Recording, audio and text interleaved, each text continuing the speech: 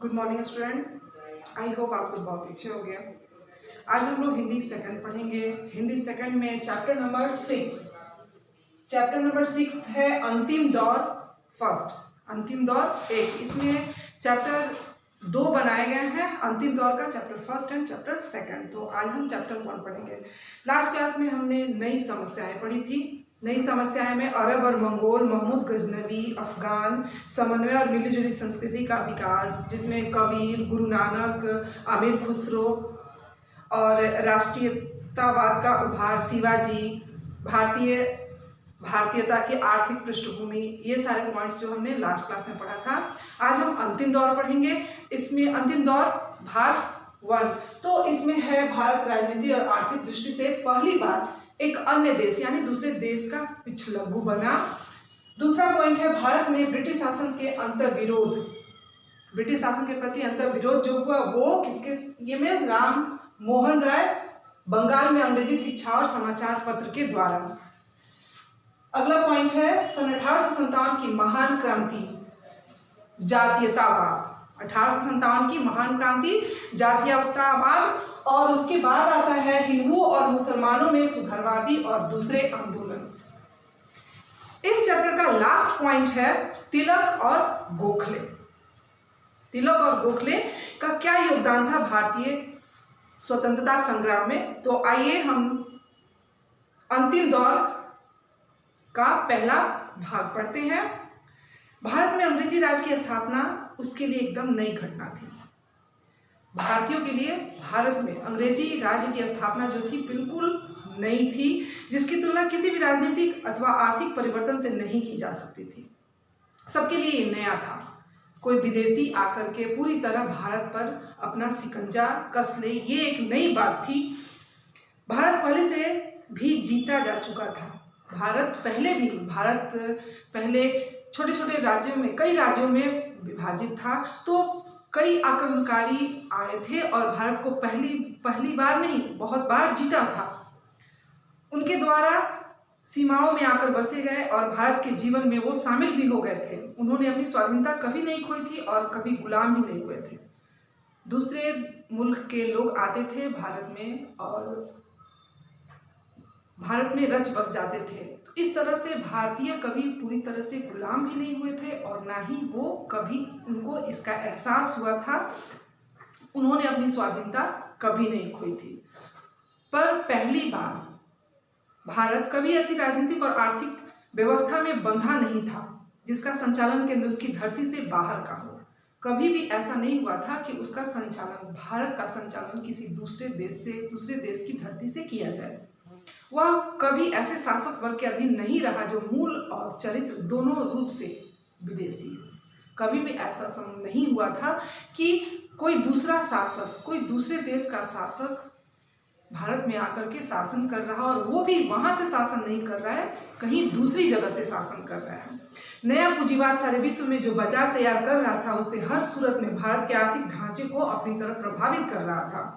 लेकिन जो परिवर्तन हुआ वो स्वाभाविक नहीं था और उसने भारतीय समाज के पूरे आर्थिक संरचनात्मक आधार का विघटन कर दिया। यह ऐसी व्यवस्था थी जिसका संचालन बाहर से होता था और उस पर थोप दिया जाता था। किस पर? भारतीयों पर थोप दिया जाता था। भारत ब्रिटिश ढांचे का औपनिवेशिक और खेतिहर पुछलग्गा बन गया था। यानी भारत पर पूरी तरह से अंग्रेजों का शिकंजा हो गया था। भारतीयों पर पूरी तरह से विदेशी अपना शिकंजा कस चुके थे, अपना शासन चला रहे थे और भारतीयों पर थोप दे रहे थे। अंग्रेजों ने अपने अंग्रेजी नमूने का अनुसरण करते हुए बड़े जमींदार पैदा किए। उनका लक्ष्य था लगान को वसूल करना, अधिक से अधिक रुपया इकट्ठा करना। इसलिए एक ऐसे वर्ग को पैदा करना जरूरी समझा गया जिसके स्वार्थ अंग्रेजों के स्वार्थ से अभिन्न हो। ब्रिटिश शासन ने इस तरह अपनी स्थिति को पूरी तरह से सुदृढ़ कर लिया। इस व्यवस्था में जमींदार थे, राजा थे और सरकार के विभिन्न महकमों में पटवारी, गांव के मुखिया से लेकर ऊपर तक के कर्मचारियों की बहुत सारी संख्या थी।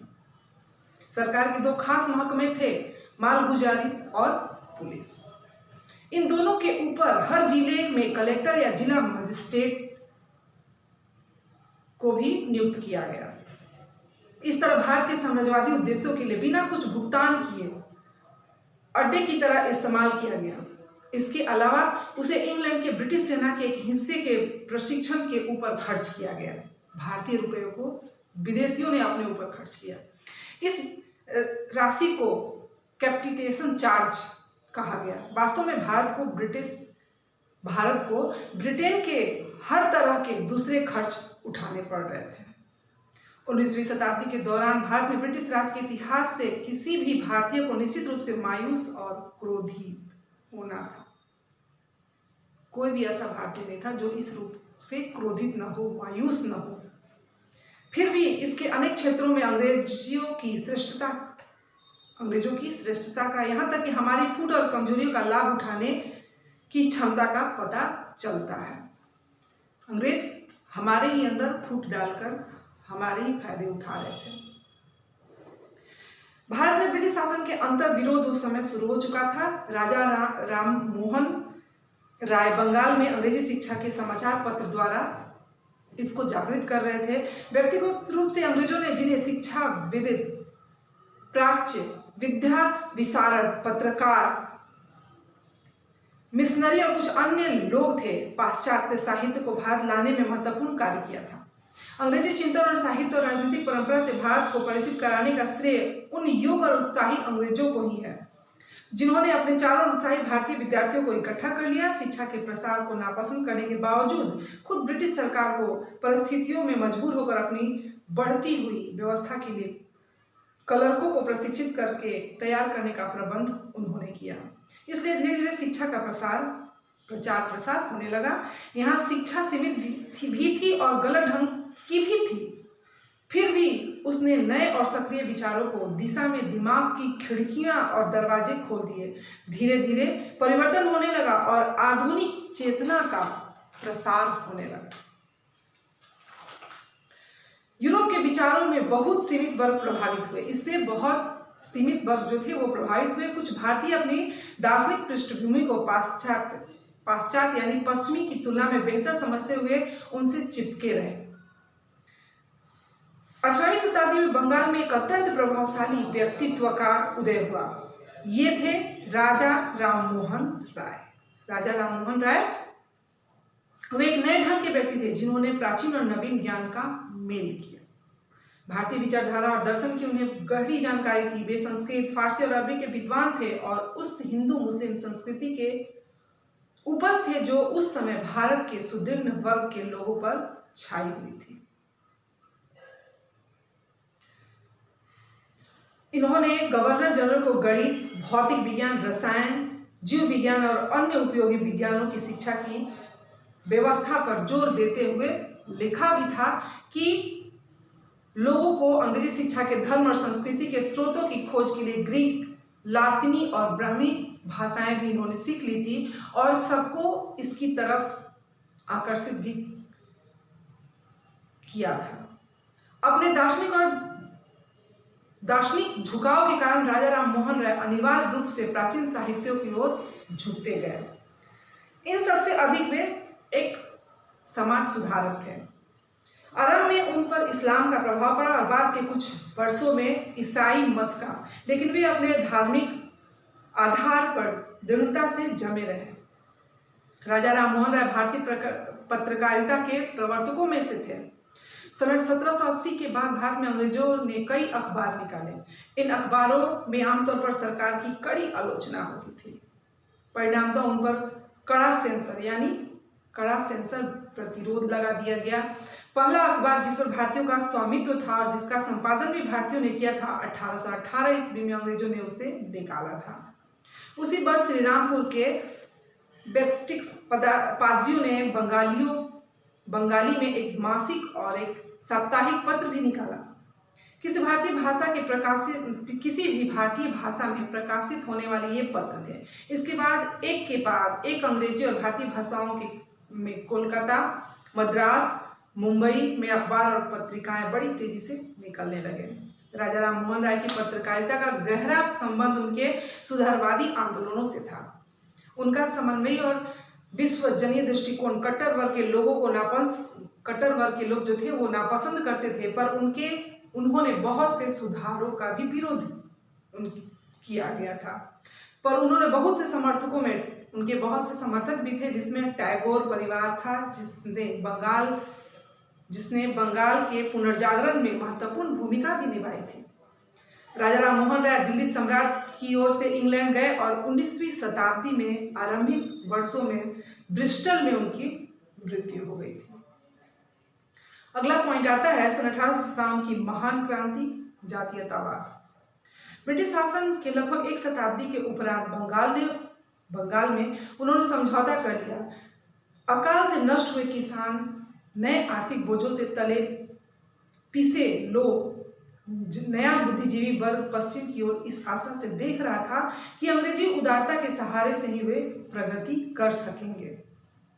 लेकिन उत्तरी सूबों में ऐसा कोई झुकाव और समझौता की प्रवृत्ति उन्हें दिखाई नहीं दी। विशेष रूप से सामंत सरदारों और उनके अनुयायियों के विद्रोह की चेतना उनके अंदर बढ़ती जा रही थी। सामान्य जनता में भी असंतोष और तीव्र ब्रिटिश विरोधी भावना फैल रही थी।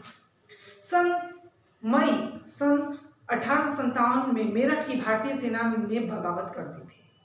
विद्रोह की योजना खुफिया ढंग से बहुत अच्छी तरह से बनाई गई थी, लेकिन नियत समय से पहले ही विस्फोट हो चुका। यह केवल सैनिक विद्रोह से ही कहीं अधिक था। इसका बड़ी तेजी से प्रसार हुआ और इसने जन आंदोलन और भारतीय स्वाधीनता की लड़ाई का रूप ले लिया। जन आंदोलन के रूप में यह दिल्ली, संयुक्त प्रांत, मध्य भारत के कुछ भागों और बिहार तक सीमित था। मूलतः यह सामंतीय विस्फोट था, जिसका नेतृत्व सामंत सरदार और उनके अनुयायी कर रहे थे। इस विद्रोह ने ब्रिटिश शासन पर पूरा दबाव डाला और अंततः इसका दमन भारतीय सहायता से ही किया गया। सामंत सरदारों के साथ व्यापक क्षेत्रों में आम जनता की सहानुभूति थी, लेकिन वे अयोग्य, असंगठित थे और उनके सामने कोई रचनात्मक आदर्श और सार्वजनिक हित नहीं था। इस विद्रोह के कुछ श्रेष्ठ छापामार नेता भी उभर कर सामने आए। इसमें सबसे तेजस्वी थे तात्या तोपे, जिन्होंने कई महीनों तक अंग्रेजों को परेशान किया। आखिर में जब उन्होंने नर्मदा नदी को पार करके मराठा क्षेत्र में इस आशा से प्रवेश किया कि उनके अपने लोग उनकी सहायता और स्वागत करेंगे, तो उनके साथ धोखा हुआ। इन सब के अलावा एक और विशिष्ट नाम जिसे आज भी आम जनता श्रद्धापूर्वक स्मरण करती है, वो थी रानी लक्ष्मीबाई, झांसी की रानी लक्ष्मीबाई, जो 20 वर्ष की आयु में लड़ते लड़ते वीरगति को प्राप्त हो गई थी। जिस अंग्रेज जनरल ने उनका मुकाबला किया, उसी ने उसके बारे में कहा था कि विद्रोही नेताओं में सर्वोत्तम और सबसे बहादुर थी रानी लक्ष्मीबाई। विद्रोह और उनके दमन के बारे में बहुत झूठा और भ्रष्ट इतिहास लिखा गया। भारतीय उनके बारे में क्या सोचते हैं, यह बात शायद ही किताब के पृष्ठों पर छपी हुई होगी। सावरकर ने लगभग 30 वर्ष पहले the history of the war of independence शीर्षक पुस्तक लिखी, लेकिन उनकी पुस्तक तत्काल जब्त कर ली गई और अब भी वो जब्त ही है, यानी भारतीयों के सामने वो पुस्तक आज तक नहीं आई। इस विद्रोह ने ब्रिटिश शासन को झकझोर के रख दिया। सरकार ने अपने प्रशासन का पुनर्गठन किया। ब्रिटिश पार्लियामेंट ने ईस्ट इंडिया कंपनी से देश को अपने हाथ में ले लिया। जिस भारतीय सेना ने अपनी बगावत से विद्रोह की शुरुआत की थी, वह नए सिरे से फिर से संगठित होने लगी। अगला पॉइंट है हिंदू और मुसलमानों ने सुधरवादी और दूसरे आंदोलन। तत्कालीन परिवर्तनों यानी 1857 के बाद तत्कालिक परिवर्तनों और उनके परिणामों द्वारा भारत के पश्चिम की वास्तविक 18वीं-19वीं शताब्दी में ये शुरुआत हुई थी। विचारों के क्षेत्र में भी बहुत सारे परिवर्तन हुए। पहली प्रतिक्रिया अल्पसंख्यक अंग्रेजी पढ़े लिखे वर्ग तक सीमित थे और उसमें लगभग हर पश्चिमी चीज के प्रति प्रशंसा का भाव था। हिंदू धर्म के कुछ सामाजिक रीति रिवाजों से खिन्न होकर बहुत से हिंदू इस्लाम धर्म की ओर आकर्षित हो गए। बंगाल में कुछ प्रसिद्ध व्यक्तियों ने धर्म परिवर्तन भी कर लिया। राजा राम मोहन राय ने हिंदू ब्रह्म समाज की स्थापना समाज सुधारवादी आधार पर की थी।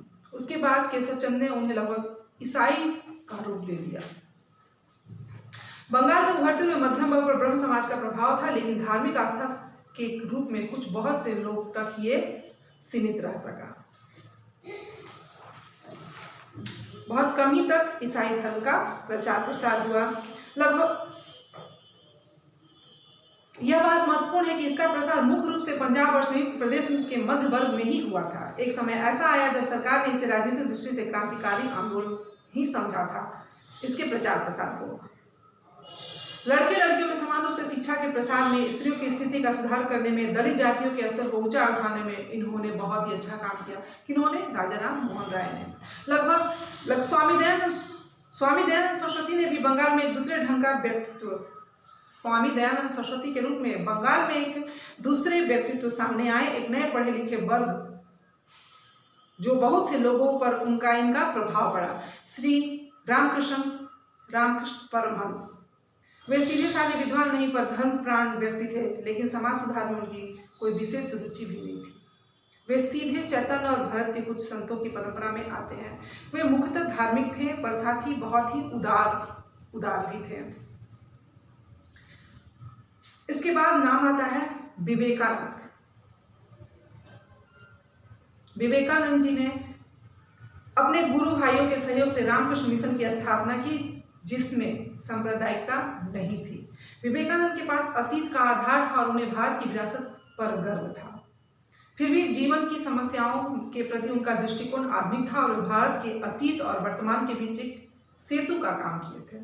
वे बंगाल और अंग्रेजी के ओजस्वी वक्ता थे और बंगाल गद्य और ललित कविता के लेखक भी थे। वे सुंदर व्यक्तित्व के धनी थे, रोबीले, शालीन और गरिमावान।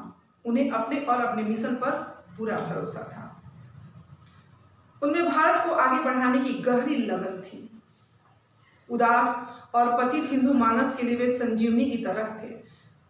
1893 ईस्वी में उन्होंने शिकागो में अंतर्राष्ट्रीय धर्म सम्मेलन में भाग लिया।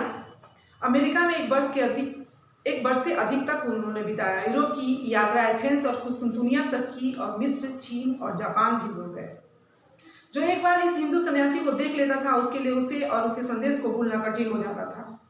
खुद पर भी पश्चिमी देशों की यात्रा का बहुत अधिक प्रभाव उन पर पड़ा।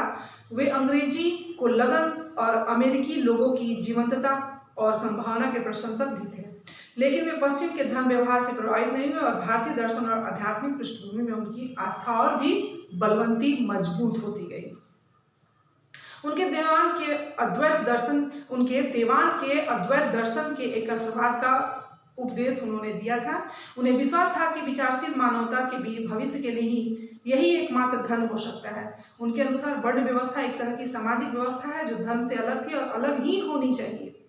सामाजिक संगठनों को समय के परिवर्तन में बदलाव भी चाहिए। विवेकानंद ने कर्मकांड के निरर्थक तात्विक विवेचनाओं और तर्कों की घोर निंदा की, विशेषकर ऊंची जाति की छुआछूत, इसकी उन्होंने घोर आलोचना की थी। विवेकानंद ने बहुत सी बातें कही, लेकिन एक बात के बारे में उन्होंने अपने लेखन और भाषणों में बराबर लिखा है, वह थी अभय, निडर। अभय यानी निडर रहो। उनके अनुसार अगर दुनिया में कोई पाप है तो दुर्बलता है।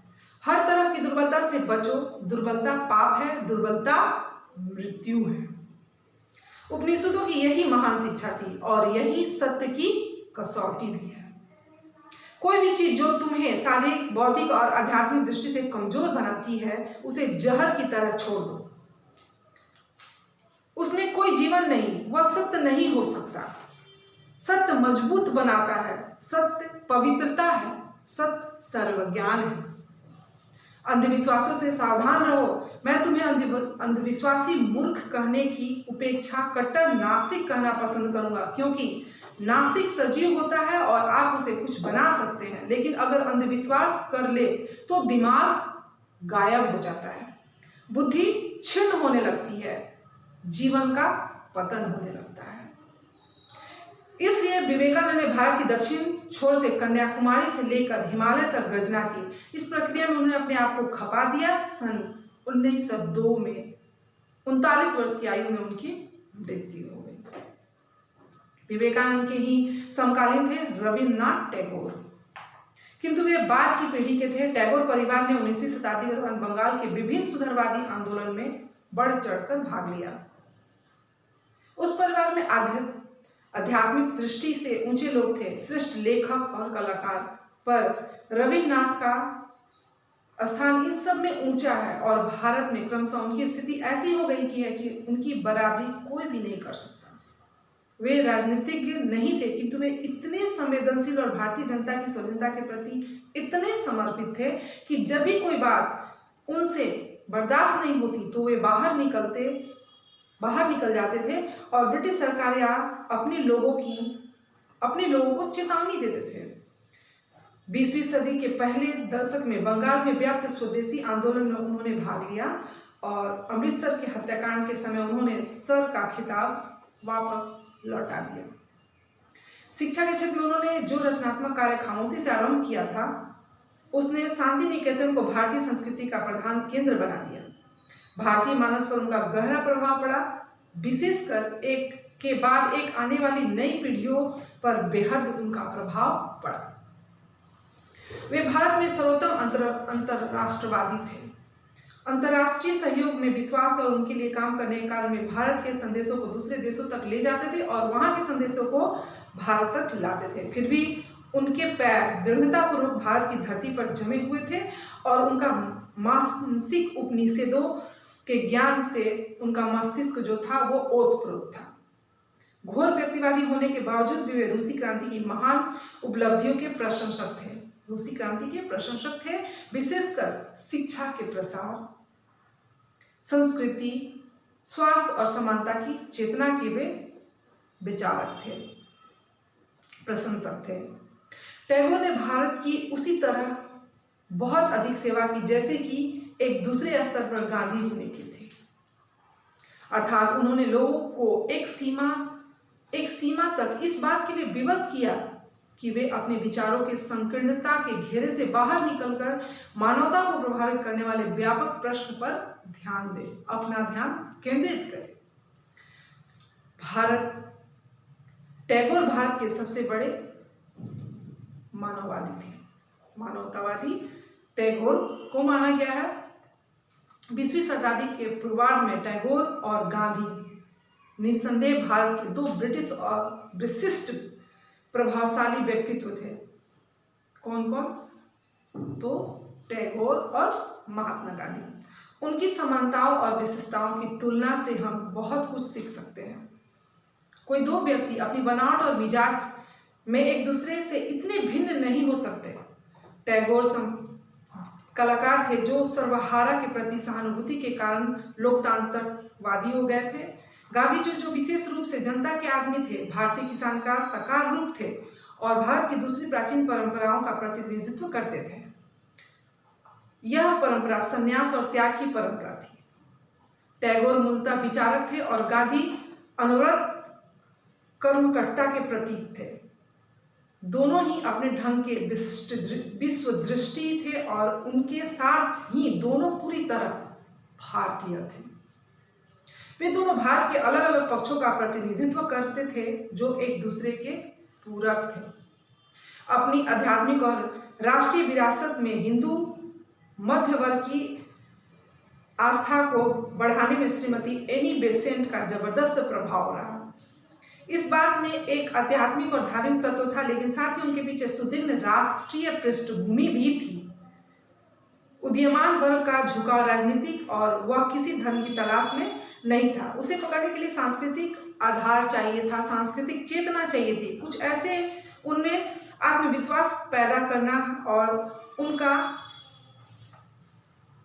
नौराश्य और अपमान का बोध जो था वो कम करता और उनके भीतर विदेशी जीत और शासन ने पैदा कर दिया था।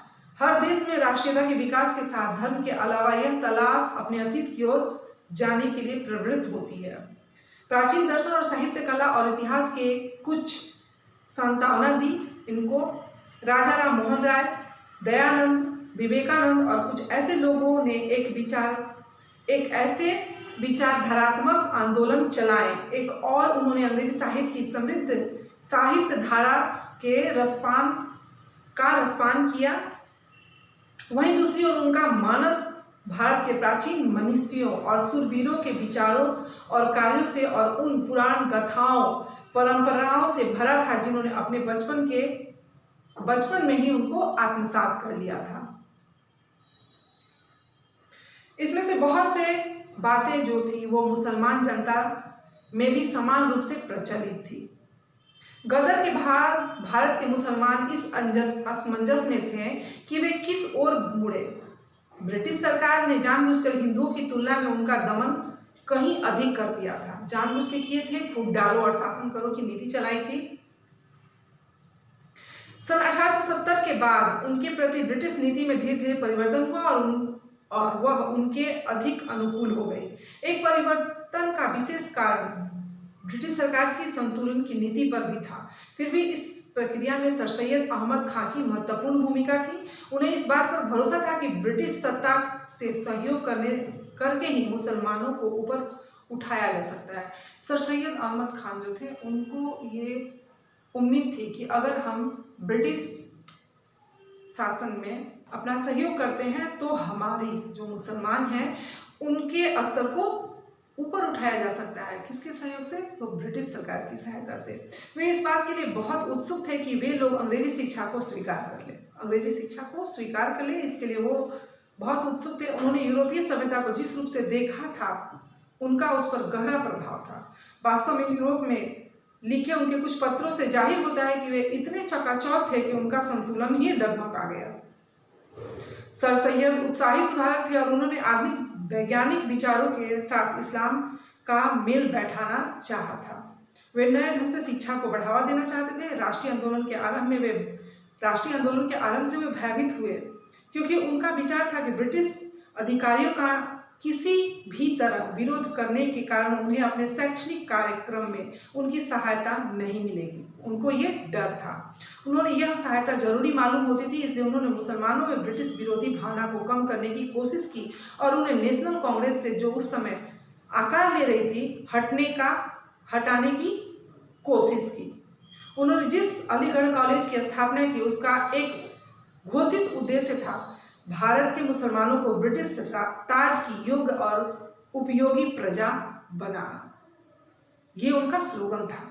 वे नेशनल कांग्रेस का विरोध इसलिए नहीं करते थे कि वे उसे विशेष रूप से हिंदू संगठन समझते थे। उन्होंने उसका विरोध इसलिए किया क्योंकि वे अंग्रेजों की सहायता और सहयोग से चाहते थे।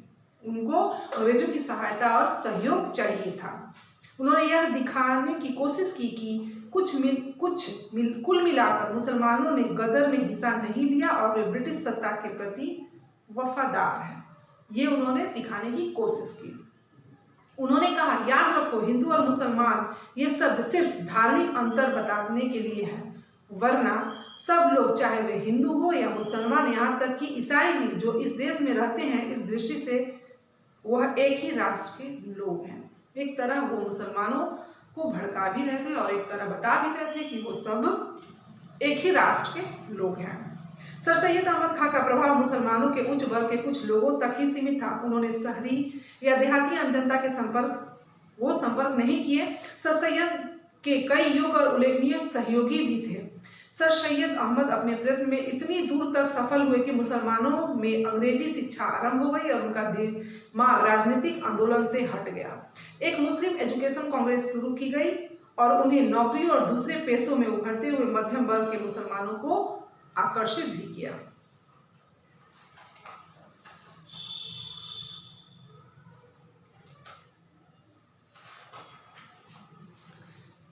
अलीगढ़ कॉलेज में सर सैयद अहमद खान का गहरा संबंध है, लेकिन अलीगढ़ कॉलेज की परंपरा अलग थी। राजनीतिक और सामाजिक दोनों दृष्टि से रूढ़िवादी परंपरा थी। अपने विद्यार्थियों के सामने वे जो मुख्य लक्ष्य रखते थे वह ना निचले दर्जे की सरकारी नौकरी में प्रवेश करना था। इसके लिए सर सैयद समर्थक रवैया अनिवार्य था और राष्ट्रवाद और विद्रोह के लिए कोई गुंजाइश नहीं थी। अलीगढ़ कॉलेज का समुदाय अब एक मुसलमान बुद्धिजीवियों का नेतृत्व कर रहा था और कभी कभी प्रकट रूप से उन पर अधिकतर पर्दे के पीछे से लगभग हर मुस्लिम आंदोलन को प्रभावित भी करता था। बैक से वो लोग प्रभावित करते थे।